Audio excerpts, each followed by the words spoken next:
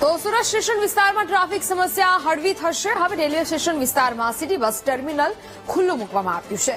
ગૃહ રાજ્યમંત્રી હર્ષ સંઘવીના હસ્તે લોકાર્પણ કરવામાં આવ્યું। પરિવહન તંત્રને સુવ્યવસ્થિત કરવા મલ્ટી મોડલ હબનું નિર્માણ થશે। રેલવે, જીએસઆરટીસી, સિટી બસ અને મેટ્રોને જોડવામાં આવી રહી છે।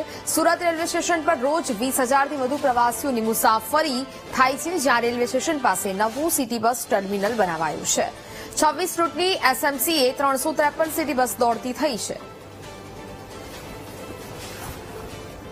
રેલવે સ્ટેશનની બહાર સિટી બસો ઊભી રહેતી હતી, તેના કારણે ત્યાં જે ટ્રાફિક જે વધતું હતું એ ટ્રાફિકના નિરાકરણ માટે જિલ્લા પંચાયતની આ જગ્યા જે આશરે 4500-5000 વાર જગ્યામાં હાલમાં આ નવું સિટી બસ ટર્મિનલ બનાવવામાં આવ્યું છે, જેના માધ્યમથી રેલવે સ્ટેશનની બહાર આપે જે રોડ જોયો છે, જે રોડ પર ખૂબ ટ્રાફિક થતું હતું, એ બધી જ બસો અહીંયા ટ્રાન્સફર કરવામાં આવી છે। એટલે રોડ હવેથી ખુલ્લો થશે અને બીજું બી ત્યાં અનેક ટેકનિકલ કામો ચાલી રહ્યા છે।